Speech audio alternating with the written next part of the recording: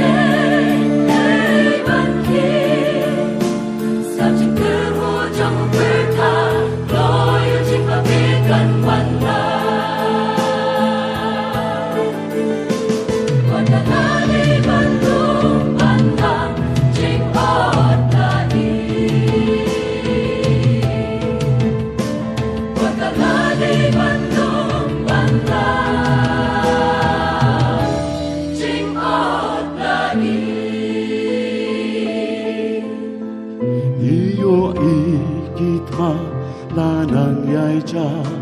hageleng ka berthe po sing im snow berwa im kusai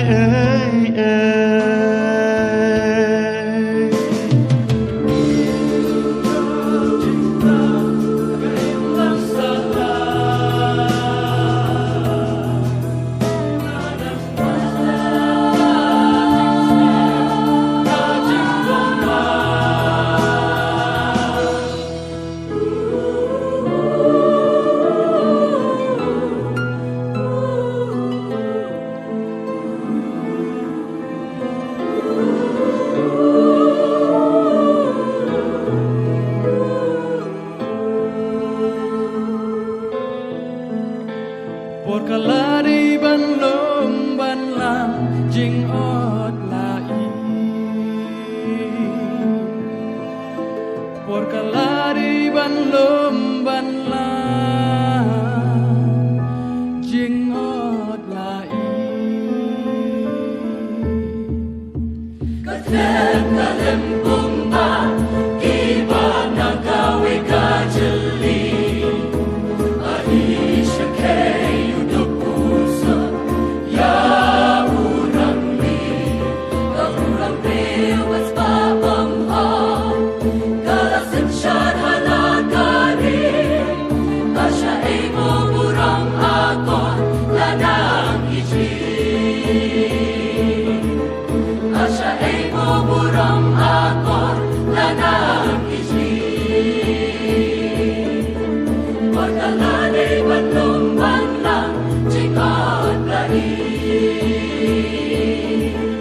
Pagkalani man lumang lang